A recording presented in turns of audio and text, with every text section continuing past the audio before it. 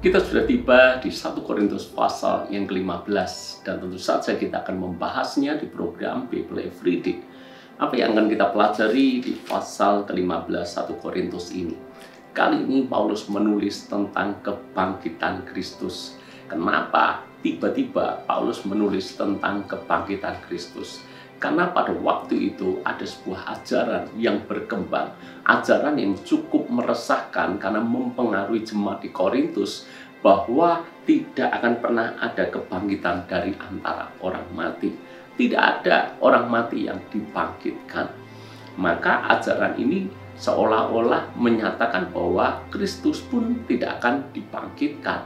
Dan nanti kebangkitan orang mati kelak di akhir zaman itu pun tidak akan terjadi. Itulah ajaran-ajaran yang berkembang pada waktu itu. Paulus merasa perlu meluruskan akan hal ini untuk menyatakan bahwa kebangkitan Kristus itu benar-benar nyata. Dengan demikian itu menunjukkan bahwa kebangkitan orang mati pun pasti terjadi. Lalu kemudian menjadi pemikiran buat jemaat dan menjadi pemikiran buat kita semuanya. Apa yang terjadi seandainya Yesus tidak bangkit? Seandainya tidak ada kebangkitan Kristus dari antara orang mati. Saya bacakan buat saudara di dalam ayat yang ke-12. Jadi, bila mana kami beritakan bahwa Kristus dibangkitkan dari antara orang mati, bagaimana mungkin ada di antara kami yang mengatakan bahwa tidak ada kebangkitan orang mati? Kalau tidak ada kebangkitan orang mati, maka Kristus juga tidak dibangkitkan. Tetapi andai kata Kristus tidak dibangkitkan, maka sia-sialah pemberitaan kami dan sia-sia juga kepercayaan kamu. Jadi seandainya Yesus benar-benar tidak bangkit, Kristus tidak dibangkitkan, berarti Yesus bukanlah Tuhan. Kalau Yesus bukan Tuhan, berarti sia-sialah iman kita. Kita menyembah sesuatu yang bukan Tuhan. Buat apa? Berarti sia-sia iman kita. Bagaimana seandainya Yesus tidak dibangkitkan? Maka yang pasti rasul-rasul akan tetap dalam keputusasaan. Rasul-rasul akan tetap dalam ketakutan. Rasul-rasul akan tetap dalam kemurungan, dalam kebingungan. Namun lihat fakta bahwa rasul-rasul itu bangkit dengan berani mengabarkan Injil kemanapun. Itu sesungguhnya menunjukkan bahwa Yesus bangkit. Yesus bangkit, buahnya adalah perubahan terjadi besar-besaran dalam kehidupan murid-murid. Jadi seandainya Yesus tidak dibangkitkan, pastilah rasul-rasul tidak pernah menjadi rasul yang kita kenal seperti sekarang ini. Tidak akan ada pemberitaan Injil. Bahkan saudara dan saya pun tidak mungkin bisa mengenal Yesus Kristus. Lalu kemudian seandainya Kristus tidak dibangkitkan, apa yang terjadi? Bahwa rasul-rasul pun mereka tidak mungkin akan memberitakan Injil. Rasul-rasul pun hanyalah menyebarkan kabar bohong, hoax saja.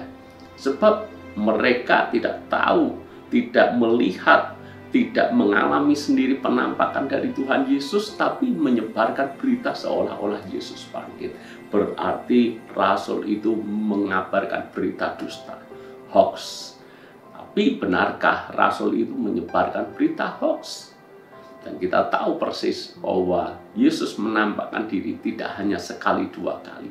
Yesus menampakkan diri berkali-kali. Dan yang menjadi saksi tidak hanya satu dua orang. Bahkan menjelang Yesus terangkat ke surga disaksikan 500 orang. Jadi kebangkitan Yesus itu nyata dan bukan hoax. Seandainya Yesus tidak dibangkitkan, yang keempat berarti maut belum dikalahkan. Sebab Alkitab menulis, hai maut, di manakah sengatmu? Artinya maut engkau sudah dikalahkan. Kapan dikalahkan? Ketika Yesus mati dan Yesus bangkit. Berarti kalau dibalik, Yesus bagaimana kalau tidak bangkit? Berarti maut belum dikalahkan. Kalau maut belum dikalahkan berarti apa? Berarti ketika kita nanti mati, kebinasaan kekal menjadi bagian hidup kita. Puji Tuhan bahwa maut sudah dikalahkan. artinya Yesus benar-benar bangkit.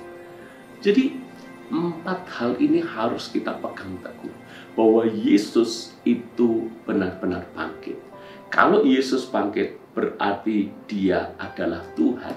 Dan kalau dia Tuhan, tidak sia-sia kita menaruh iman dan pengharapan kita kepadanya.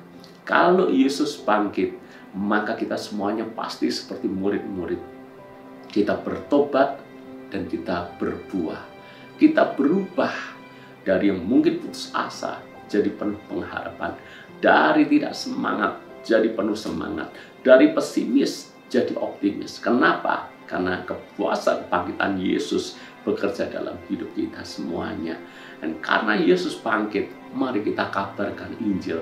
Sebab kita tidak menyebarkan berita hoax, tapi kita menyebarkan berita yang sungguh benar terjadi dan bisa dibuktikan secara fakta dan sejarah. Dan yang terakhir, karena Yesus bangkit, berarti maut sudah dikalahkan. Hidupmu adalah hidup yang berkemenangan.